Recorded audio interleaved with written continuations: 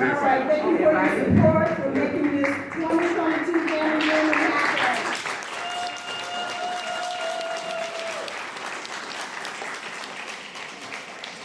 Very good. I'd like to also thank the community for coming out today to support Shady Grove Cemetery. Thank you.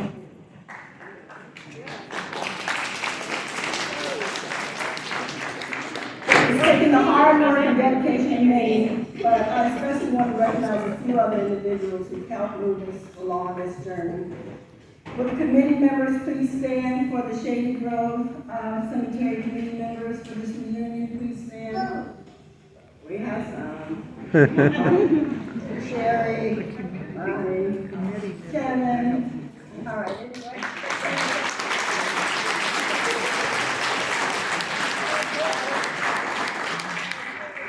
I want to also thank Diane Bell, our new family historian.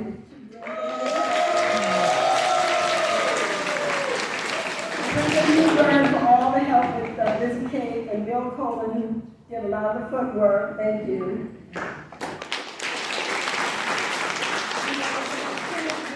Continues to provide the lawn care at Shady Grove Cemetery. Thank you, Mary.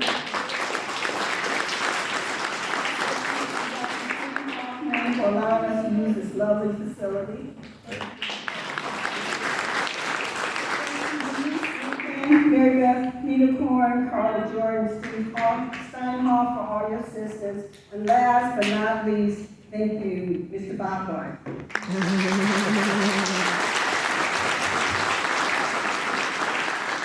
I contacted Bob a year ago, sounding pretty desperate. We needed a professional historian to complete the historical preservation application. Bob and his wife Madeline live in Chicago. This kind and generous man offered to take on this project. He volunteered his time and expertise, and I don't know what we would have done without him. We thank you, Bob, for your many hours of research, your trips here to Cape, for your true dedication to our cause. We'd like to present you with a small token of appreciation. Ladies and gentlemen, Mr. Bob.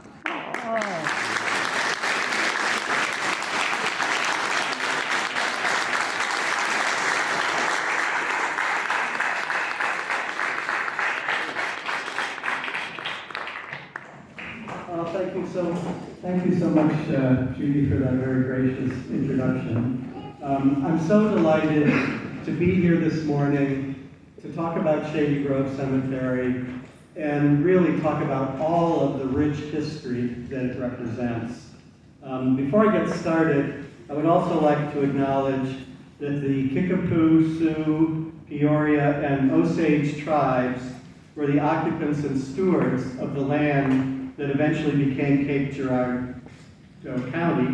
And I'd like to honor the many centuries that they were stewards of this land and their continuing relationship with it.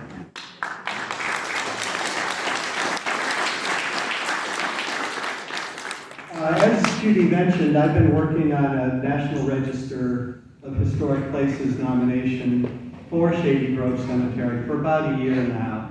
And just this week, I learned that the nomination has gone to Washington. It's in the hands of the National Park Service. They will give it a review. They may have a few minor details that they want cleared up, but that's the last step, the review at the Washington level. So within a few months, Shady Grove Cemetery will be listed on the National Register.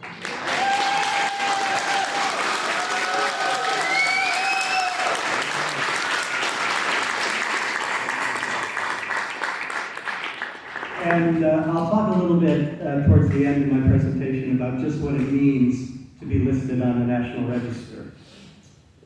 So I would like to acknowledge the help of a number of people that Judy has already mentioned.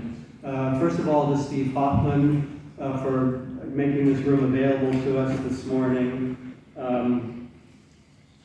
Many people helped me with the research for the nomination. Mary Beth Niederkorn, Director of the Cape Girardeau County Archive Center, and Lyle Johnson, Assistant in the Archive Center, guided my research and answered countless questions. Sharon Saunders, who's a librarian at the Southeast Missourian newspaper, she's co-author of an important book that many of you are probably aware of about the cemetery and the school, the book Dark Woods and Periwinkle. Sharon was always ready to help with answers to my research questions. Judy mentioned Denise Lincoln. Denise Lincoln guided me in my research in Cape Girardeau County. Denise has actually done an incredible amount of work on aspects of African American history in the county. And then, of course, Brenda Newbern, Executive Director of the Cape Girardeau Convention and Visitors Bureau, welcomed me and my wife to the county and helped get the word out about today's presentation. Carla Jordan of the Cape Girardeau History Center was a big help. And then Ken Steinhoff, who has been recording county history for a number of years, provided me with some excellent photographs.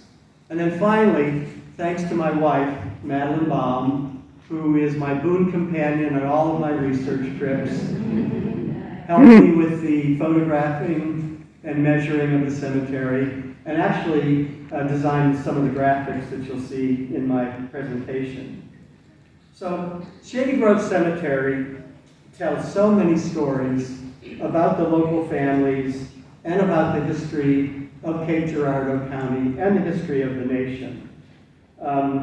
And I want to acknowledge, first off, my knowledge of the cemetery, it comes from my research, what I've read, the documents I've found. Many of you who I'm talking to today, your ancestors are buried there.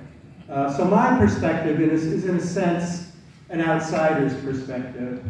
And your perspective is a different perspective, and I hope I could learn something from your perspective to balance what I know from the documentary sources.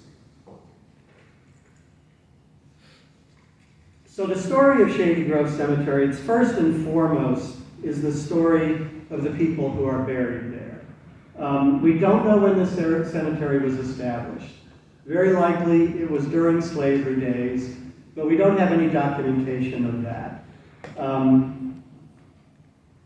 What we have been able to learn about Shady Grove Cemetery comes from the very difficult period after the Civil War, when African American families had achieved freedom from slavery, but they pretty much had to make lives for themselves, starting from scratch.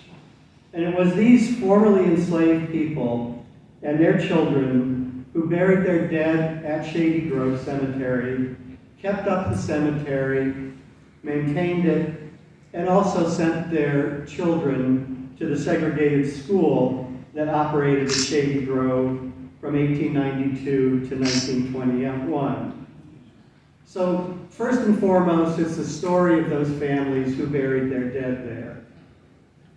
But it also gives us testimony to a number of other larger stories, aspects of our broader history that I want to touch on this morning.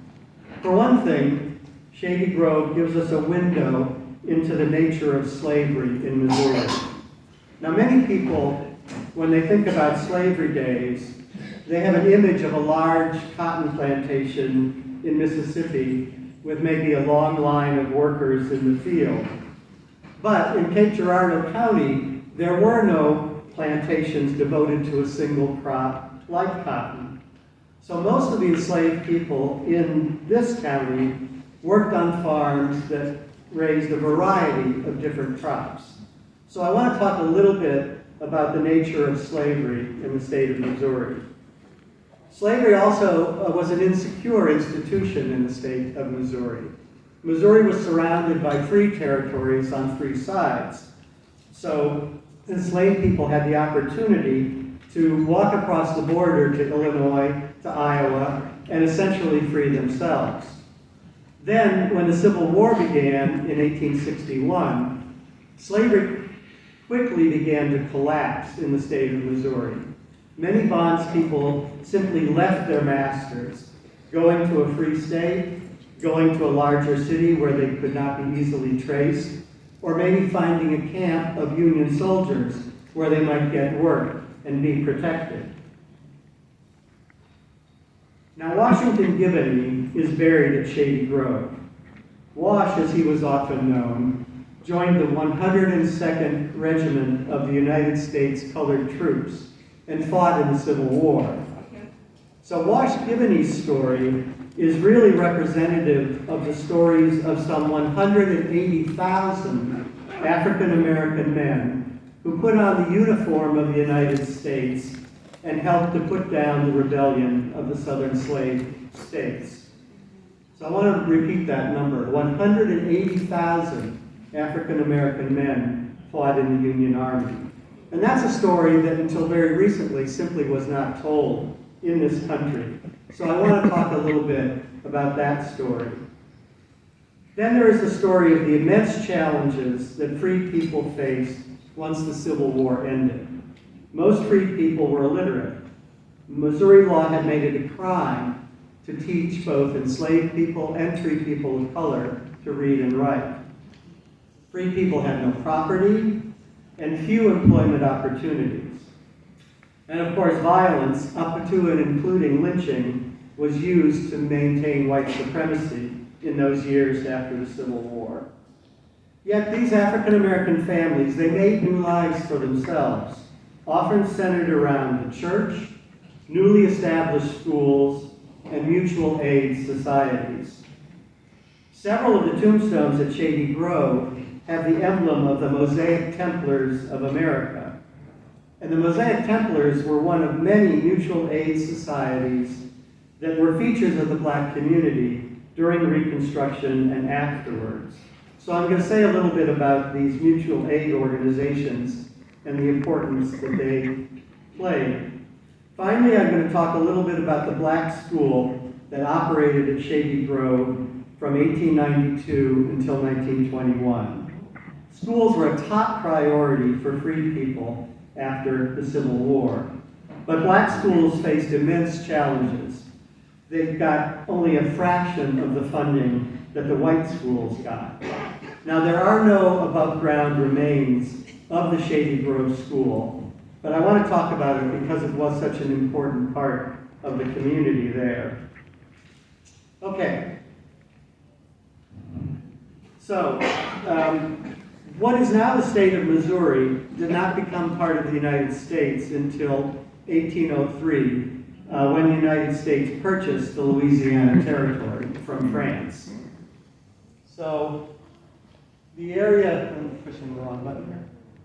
Where's my other one? There we go. The area in white here, that represents the Louisiana Territory that the United States purchased from France. And you can see Missouri here was just one of a number of states that were carved out of the Louisiana Territory. And the Louisiana Territory was originally a colony of France and briefly a colony of Spain.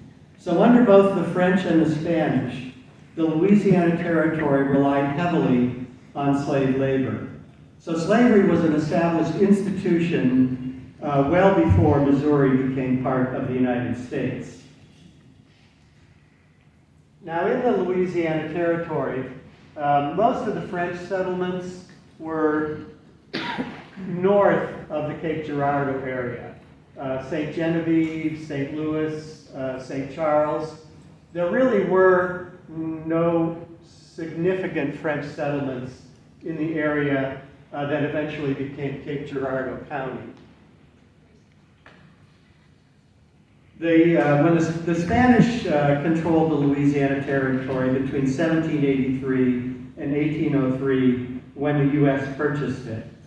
And the Spanish actually encouraged Americans to settle in Missouri. And in the 1790s, the Spanish authorities gave land grants to a number of Anglo settlers. And many of these settlers were from Virginia, Kentucky, Tennessee, and the Carolinas, and they brought their enslaved workforce with them. Among these new arrivals were George Frederick Bollinger, Andrew Ramsey, and Alexander Giboney. So already by the time of the Louisiana Purchase in 1803, more than half of the residents in the area that became Missouri were English speakers rather than French speakers. And the Cape Girardeau area attracted settlers because of its farming potential. But of course, the land had to be cleared of forest, and the crops had to be planted, houses built, and much of this grueling labor to get the county going was done by enslaved people. So they were really the ones who made settlement possible. The Cape Girardeau area was not suitable for growing cotton. The growing season was not long enough. So the major occupation in the county was general farming. And the principal crops were wheat, corn, hay, and a little bit of tobacco. And of course, raising livestock was also important. Hogs, cattle, horses, and mules, those famous Missouri mules. So most of the enslaved people in Missouri at the time of the Louisiana Purchase in 1803 were employed on farms. Now, some of them were indeed skilled craftsmen, working as carpenters and masons and other occupations. African Americans were also employed in lead mines in Missouri and others on boats on the river. And of course, many bondspeople worked as domestic servants, cooks, maids, butlers, etc. As I mentioned, Alexander Giboney and Andrew Ramsey received large grants of valuable land in Cape Girardeau area from the Spanish. Now, Alexander Giboney married Rebecca Ramsey. Alexander Giboney died shortly after arriving in Missouri, but his widow Rebecca and her sons inherited the farm and a number of enslaved individuals. And it was these enslaved individuals who built Elmwood, a large brick house that was the centerpiece of the Giboney farm. And this house, Elmwood, still stands about 2 miles northeast of Shady Grove Cemetery. Now, it's entirely possible that enslaved people from Elmwood and other nearby farms began burying their family members at Shady Grove during slavery days. But we have no documentation of that. What we do know for certain is that many of the people who are interred at Shady Grove were formerly enslaved at the Giboney farm, and it's them and their children and grandchildren who are among the people who are buried at Shady Grove. And Washington Giboney is just one of these individuals. So when they became free, Washington and his brother Lewis and several other freed people took the name of Giboney. And this was a fairly common practice. Enslaved people were only given first names. And when they became free, many of them took the last names of the family that had previously owned them. So by the time of the 1870 census, there were 26 African Americans in Cape Girardeau County who had the last name of Giboney. Now, the population of Cape Girardeau County grew from about 6,000 in 1820 to something over 15,000 in 1860. And in 1860, of that Cape Girardeau County population, about 1,500 people were enslaved individuals, and there were 53 free people of color in the county. So at the time of the coming of the Civil War, approximately 10% of the county's population was enslaved individuals. As I mentioned, Missouri was surrounded on 3 sides by free territory, free states and free territories. So throughout the slavery period, bondspeople freed themselves by crossing over into Illinois, Iowa, or the Kansas Territory, which lay to the west. This is an example of an advertisement that was placed in a Missouri newspaper by an owner seeking to recapture his human property.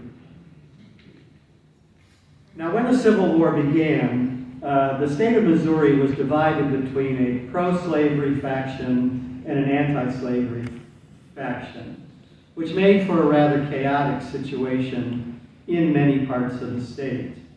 Enslaved people took advantage of these unsettled conditions essentially to free themselves. Looking at this map, the counties in Missouri that had the largest populations of enslaved people, whoops, wrong button, were the counties along the Missouri River. The counties that are in red had a slave population of 30% or more. The counties in yellow had a slave population of between 20 and 30%. Those counties along the Missouri River had a number of large plantations that grew hemp as a crop. It was one of the few areas in the state where there were plantations that grew a single crop for the market. And hemp was largely used for making rope. So when the Civil War came along, slave owners in the Missouri River counties tried to keep their enslaved people from freeing themselves. Seemingly, from what I've read, in other parts of the states, some of the white owners did not make much resistance when their freed people began to walk away. What we do know is in the 3 years between 1860 and 1863, slavery really was collapsing in the state of Missouri. In 1860, the census counted 114,000 enslaved individuals. By 3 years later, in 1863, that population had declined by about 40,000 individuals. The state only counted 73,000 enslaved people in 1863. Some 8,000 Missouri African American men not only freed themselves during the Civil War, but they enlisted in the Federal Army and helped put down the Southern Rebellion. And now for a long time, that was a story that was simply not told in this country. I first became interested in history in the 1960s during the Civil War centennial. The country was celebrating the 100th anniversary of the Civil War. And when I look back on that, in all the reading that I did, all the magazine articles, I don't remember a single reference to those 180,000 African American men who fought in the Union Army. But it is true, by the end of the war in April 1865, 1 out of every 10 men in the Union Army was a black man. So there's no exaggeration to say that the war might not have been won, and very probably would not have ended as soon as it did, were it not for the contribution of those black soldiers.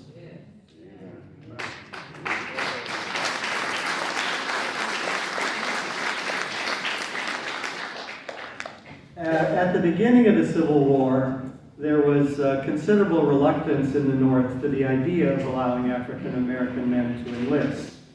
At that period, there were black men serving in the United States Navy, but there were no African Americans in the Army.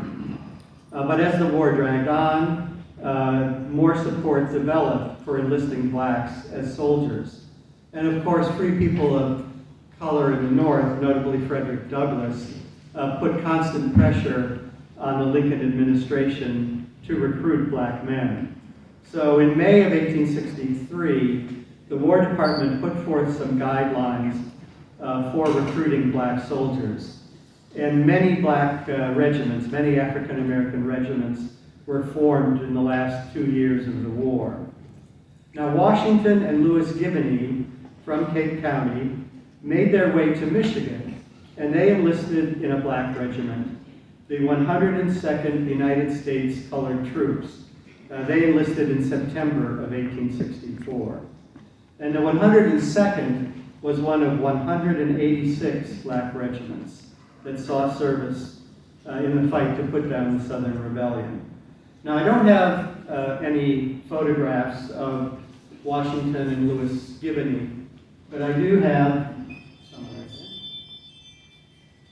have a couple of images of some black soldiers from the Civil War. Here, a sergeant major named William Henderson and a hospital steward named Thomas Pennington. And another gentleman, Christian Fleetwood, who was one of these 180,000 black soldiers during the Civil War. So I'm filled with awe when I think of what it must have taken for Washington Giboney and Lewis Giboney to make their way from Missouri across the state of Illinois and Indiana, got themselves to Southwest Michigan, and that's where they enlisted in the 102nd Regiment. We have no documents, nothing that documents that journey, but it must have been a heck of a journey. And I'm sure they must have gotten help from free people of color in Illinois and Indiana to make their way to Michigan. Okay, so the 102nd Regiment got its training in the Detroit area, and then it was sent to coastal South Carolina in April of 1864. And that's where Washington and Lewis Giboney joined the regiment. Now the Union Army occupied, okay,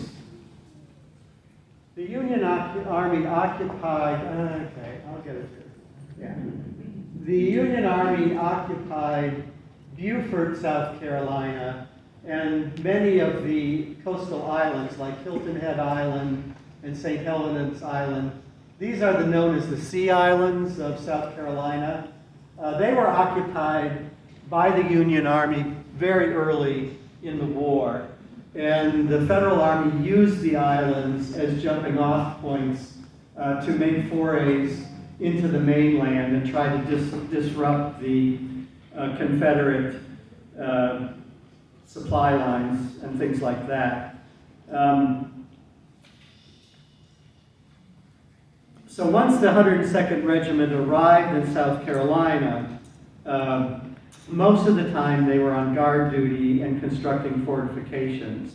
But the 102nd did see some action, some combat in November and December of 1864.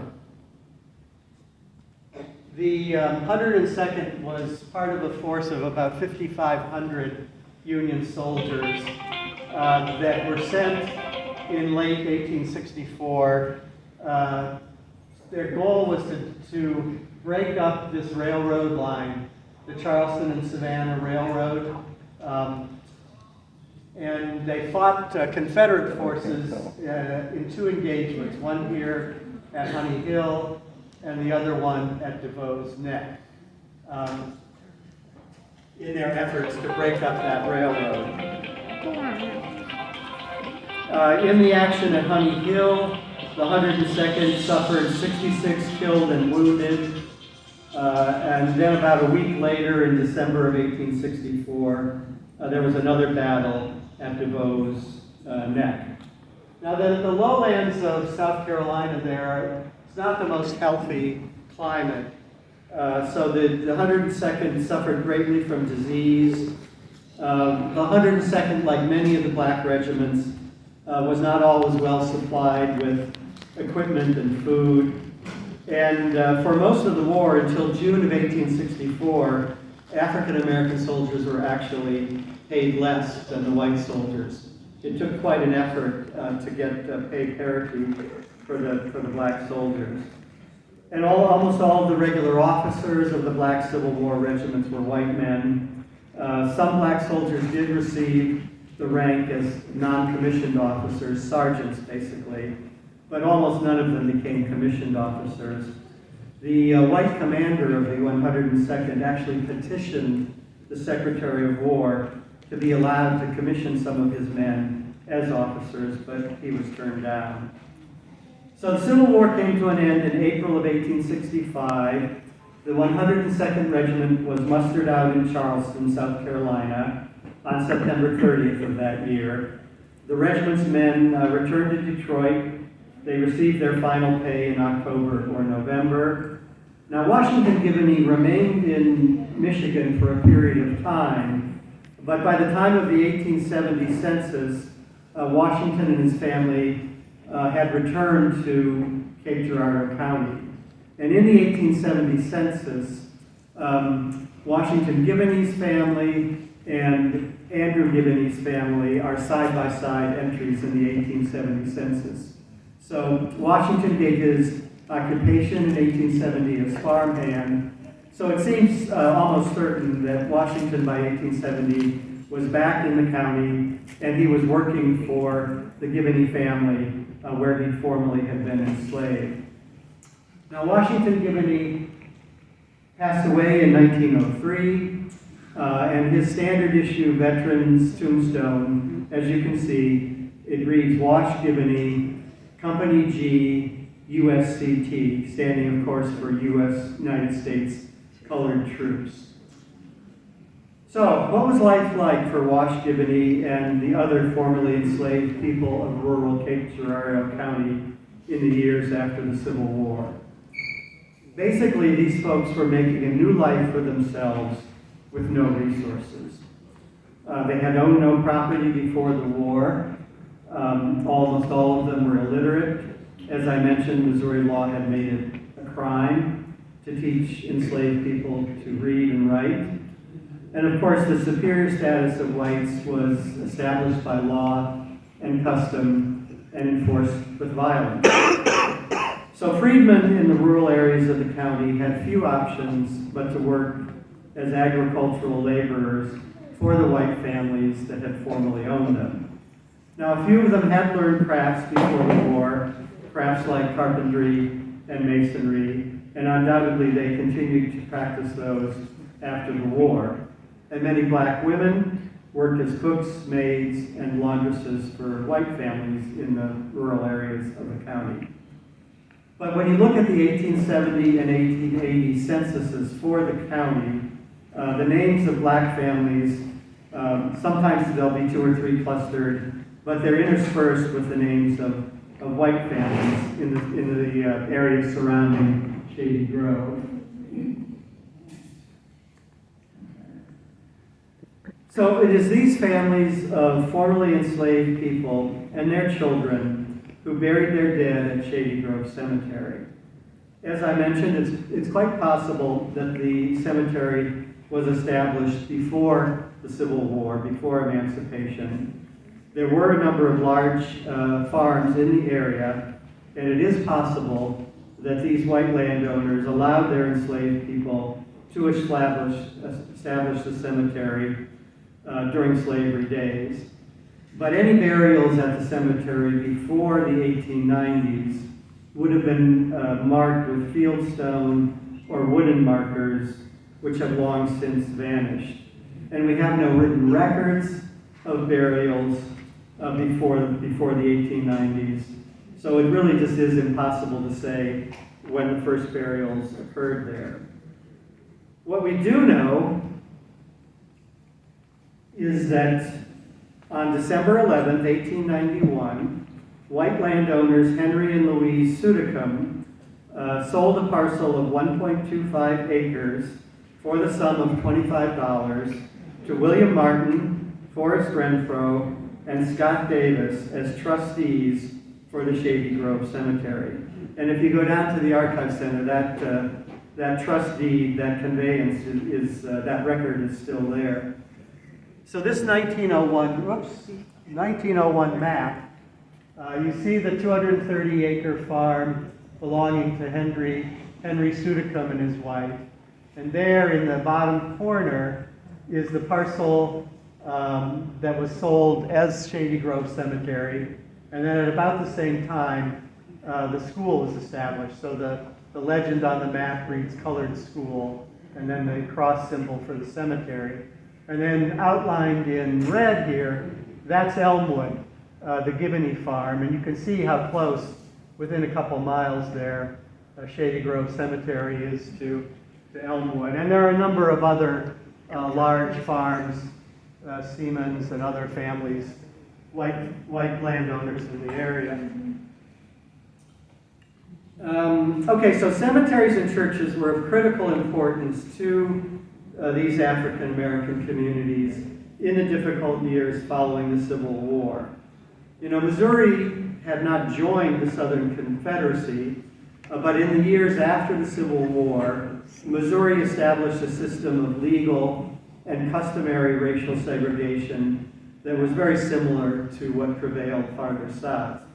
Black Missourians were kept out of most white organizations, educated in inferior segregated schools, and many of them had few job opportunities other than unskilled labor. And this is the period following the Civil War that's known as the Jim Crow period in our history.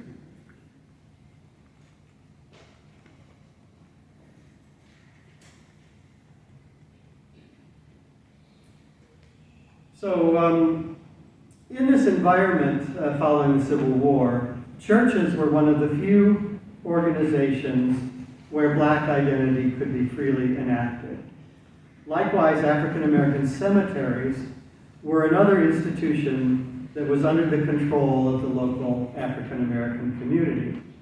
And the rites and rituals surrounding death are of central importance in any society. And being able to conduct these rites and rituals as they deemed fit, far from white surveillance and control, was critically important to the black community. So Shady Grove Cemetery was conveyed to the cemetery trustees in 1891.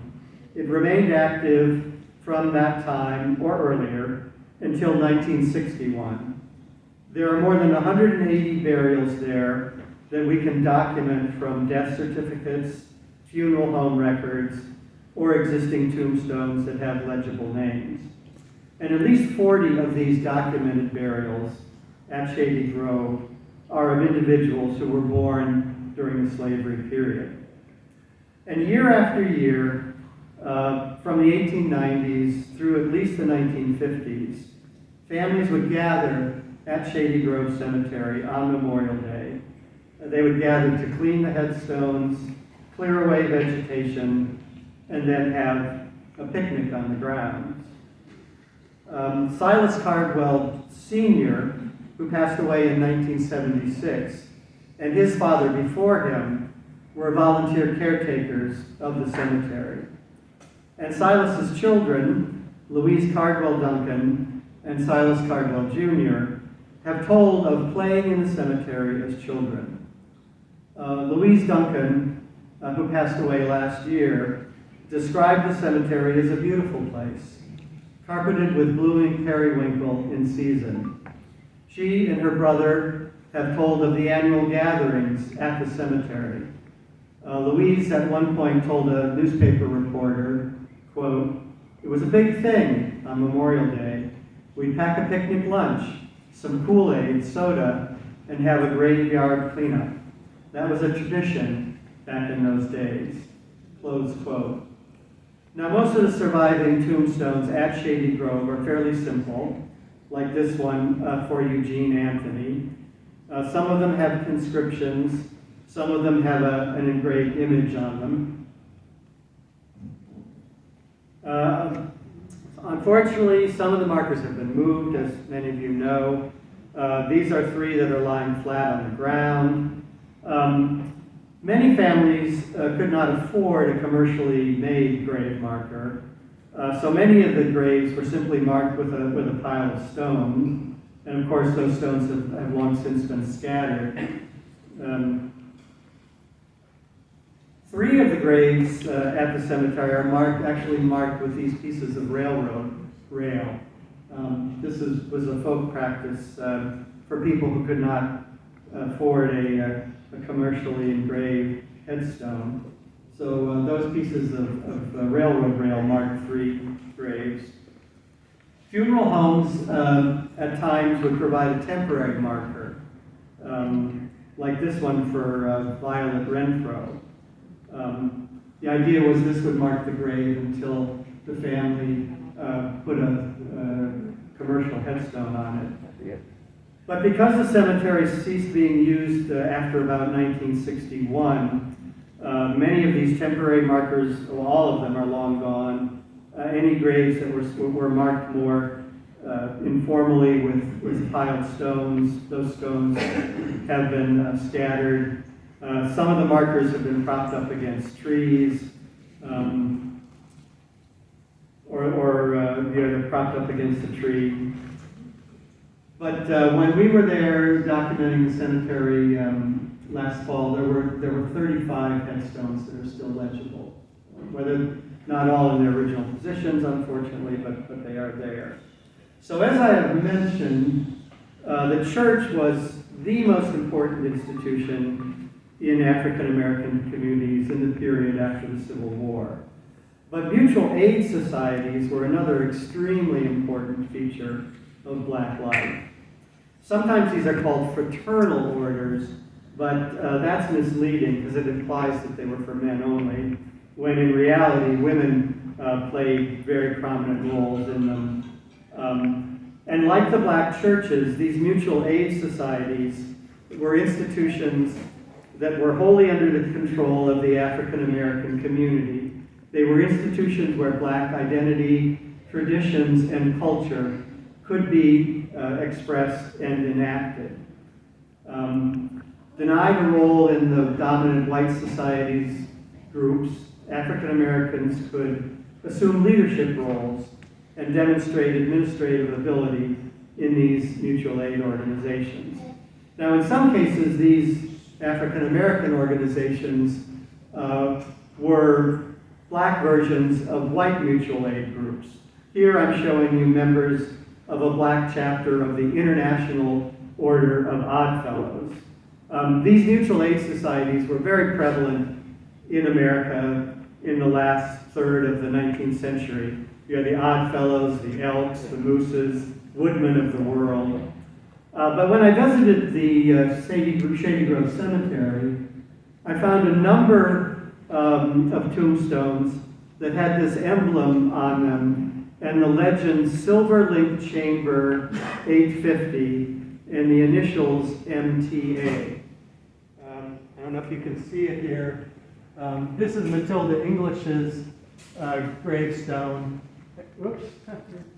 You can see at the top MTA, and then you can barely make out Silver Link Chamber 850.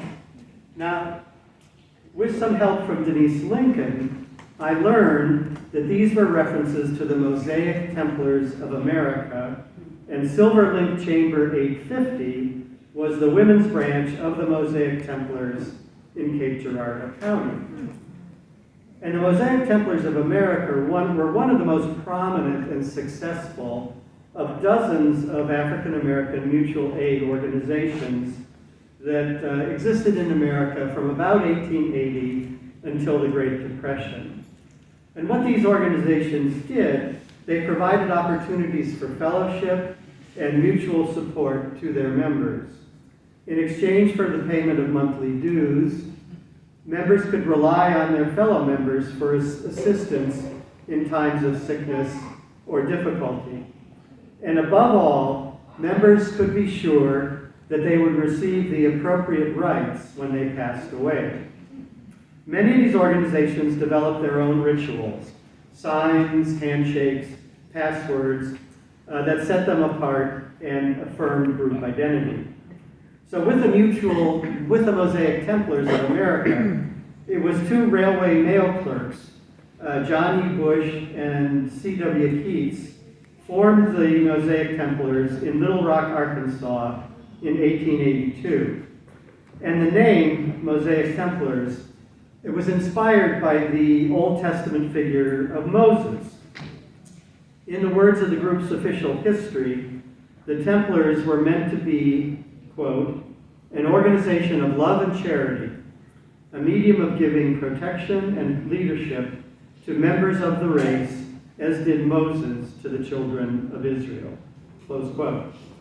So the Mosaic Templars started out in Little Rock as a local group, but they expanded to many states, and by 1924, the group had 108,000 members across the country.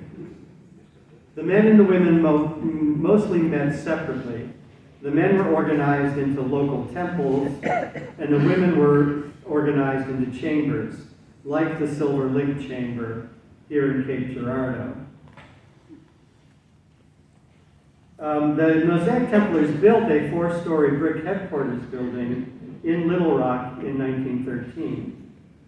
And the keynote address for the dedication of the building in 1913 was given by Booker T. Washington. For a number of years, the group also operated a hospital in Little Rock, next door to the headquarters building. Now, with so many organizations, the Great Depression devastated the Mosaic Templars, and the group ceased its operations in 1931. Efforts began in the 1990s to restore this headquarters building in Little Rock, but the building had a fire which pretty much destroyed it before it could be restored. But a new building was built on the site, and the exterior really copies the appearance of the original building.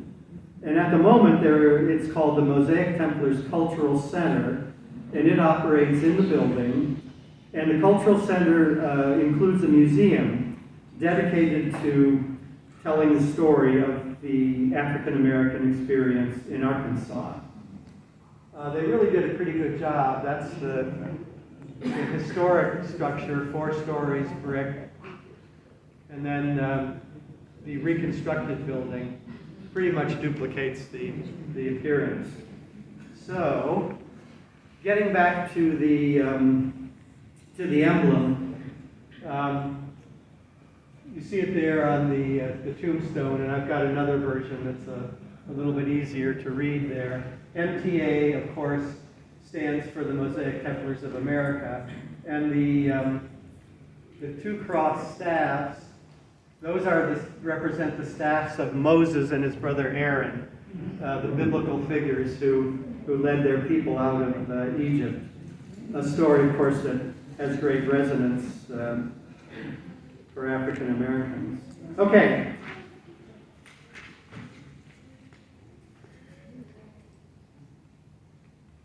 Shady Grove School.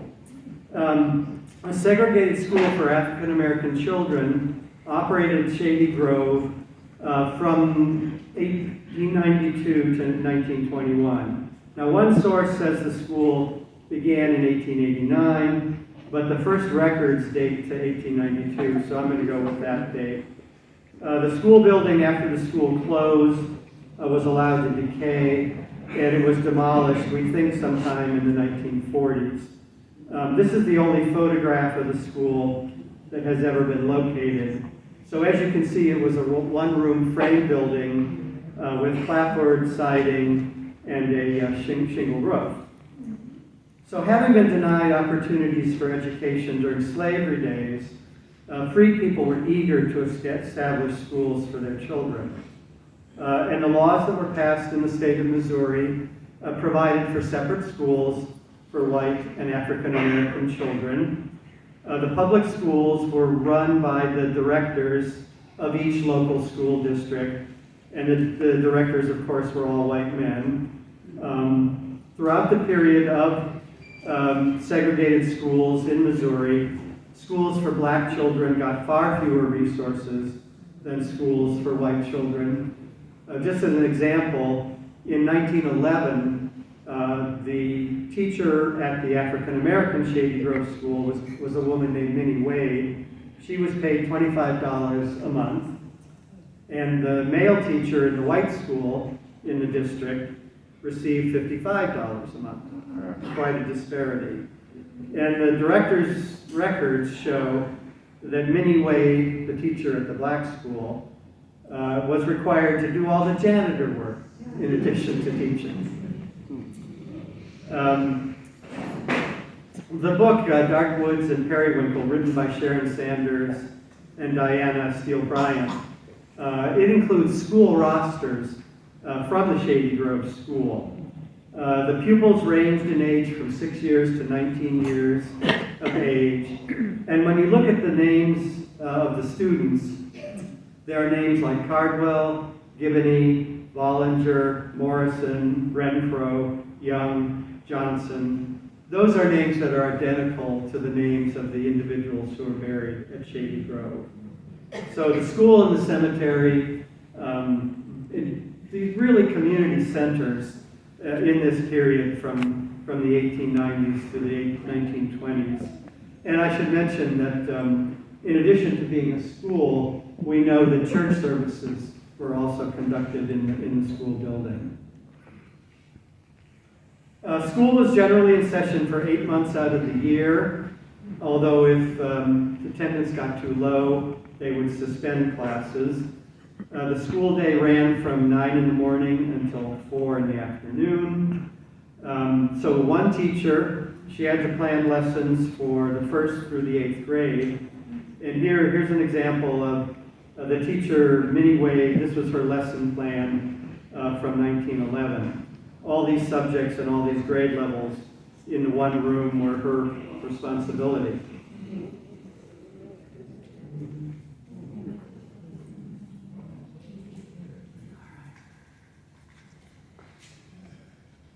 Okay, so I'm going to talk a little bit about what it means to place the cemetery on the National Register. The National Register of Historic Places, it's the official federal list of districts, sites, buildings, structures, and objects that are significant in American history, culture, architecture, and archaeology. So this official list, called the National Register, it's maintained by the National Park Service, and at the moment there are more than 96,000 entries on the National Register. And many of these entries are for districts that include dozens or hundreds of buildings.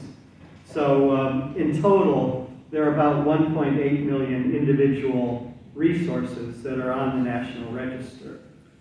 So listing on the National Register, it recognizes a property's importance in the nation's history. Listing does not confer any obligations on the property's owner, and it does not in itself protect the property.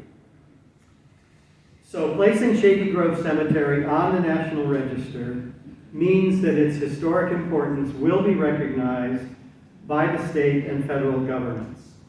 And down the road, listing on the register could help the cemetery qualify for preservation grants. That's a possibility that I'll talk about in a little bit. The identification and preservation of African American cemeteries and burial grounds has received considerably more attention in recent years. A major factor in drawing attention to black burial sites was the discovery in 1991 of what became known as the African Burial Ground in New York City. In 1991, the federal government was planning a new office building in Manhattan. And when they began to dig the foundations for this building, they dug back into the records, did some investigation. They found out that in the 17th and 18th centuries, there had been a burial ground that may have been as large as 6 acres that was reserved for burials of African Americans. The estimates are that between 10 and 20,000 individuals of African descent are buried here. Most of them had been enslaved. The site was established as the African Burial Ground National Monument, and it's now part of the National Park System. There is now a memorial and visitor center at the site. Apparently, most of this burial ground had been in a ravine, had been low-lying area in Manhattan. So when the area was developed for housing and other buildings, they filled in the ravine. So most of the graves were buried under 20 or 25 feet of earth. So it was only when they dug the deep foundations for the federal building that they came across some of these burials.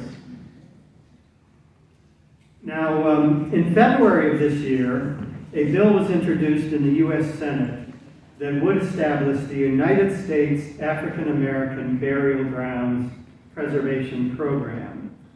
And the purpose of this proposed act is, quote, to authorize the National Park Service to coordinate and facilitate federal activities and non-federal activities to identify, interpret, research, preserve, and record unmarked, previously abandoned, underserved, and other African American burial grounds, close quote.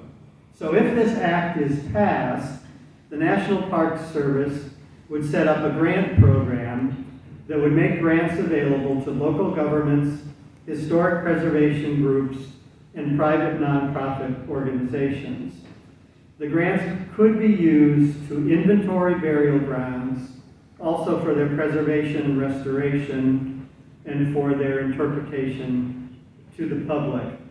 And since the language of the Act, and of course I have to underline it's not been passed yet, it specifically mentions local governments and private nonprofit organizations. So I think that getting nonprofit status would be important in making one eligible for these grants. The Act envisions that up to $3 million a year could be appropriated for these grants. Of course, Congress would have to every year put that sum into a bill. But there is the hope that if the Act is passed, that private foundations would also set up similar grant programs. As far as I know, the bill has only been introduced in the Senate. It has not yet been introduced in the House of Representatives, and its prospects for passage remain uncertain. But it's there in the Senate. And the National Park Service administers a number of other grant programs. And the way these work is local governments or nonprofit groups, they put in an application for the grant. Usually there are more applications than there are funds to make the grants.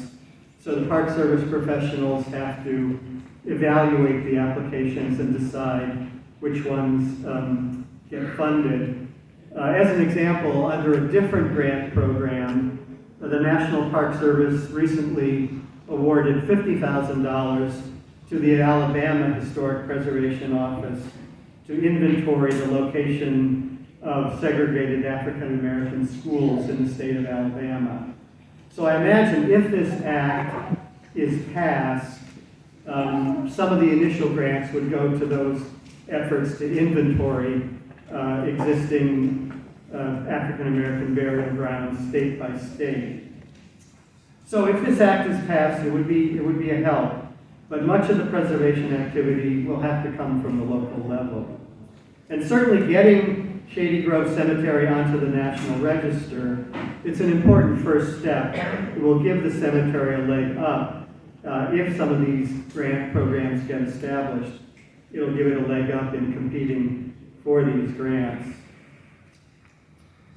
So I've learned so much about Shady Grove Cemetery, about African American history in the county, in preparing this National Register nomination. And I hope to learn more from talking to you. What I'd like to do to close out this presentation, I've got a list of the 180 burials that we know are documented at Shady Grove.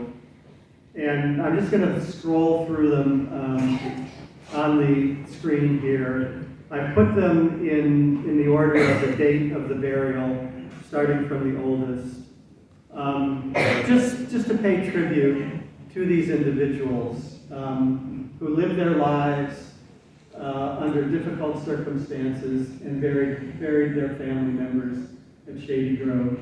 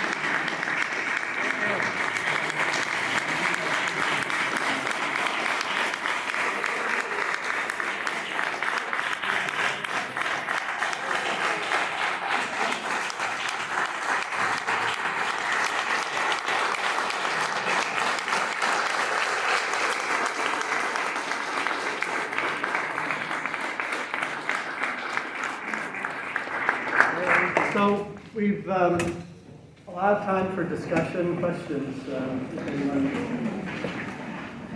Sparks funeral home records are at the county archive, and yes, I did look at them. You know, I should mention this, that this Dark Woods and Periwinkle book has all of the documented burial dates in it, and this can still be purchased from the county genealogical. But Sparks Funeral Home, as far as I know, it got going in the 1930s. So only burials from that point on would be in the Sparks Funeral Home records. Before that, my understanding is people were buried from home mostly. Yeah.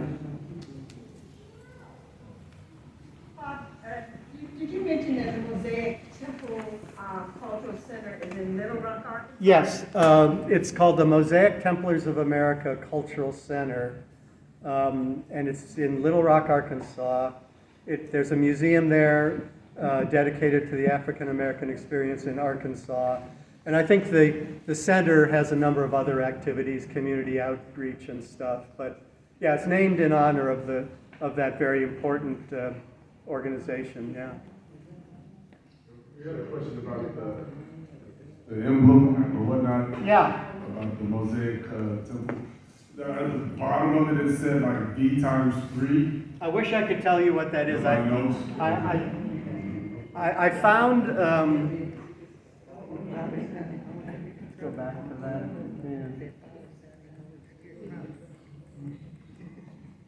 Yeah, I don't know what the 3 V's are. I found the group in the 1920s published their history, and I found that official history of the group, but nowhere in the book did they mention that, so I can't help you on that. I'm sorry.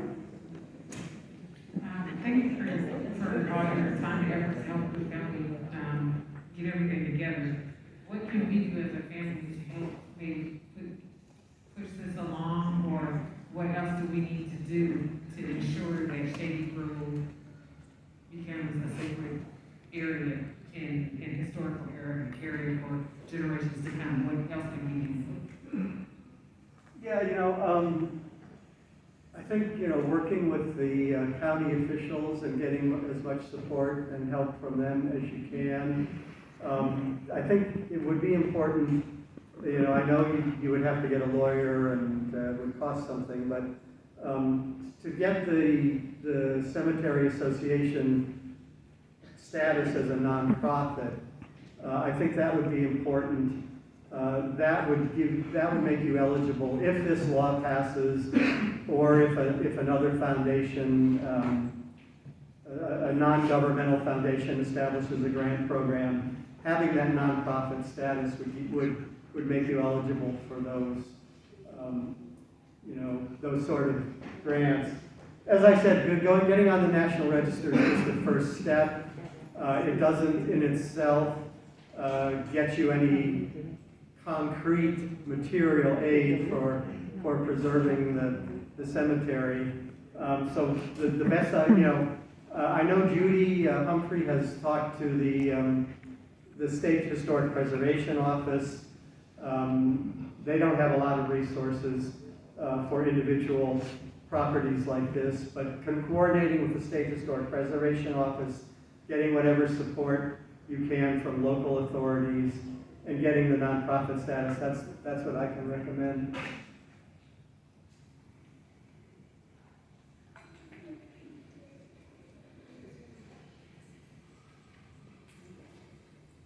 Well, thank you very much. I hope to see most of you at the picnic later.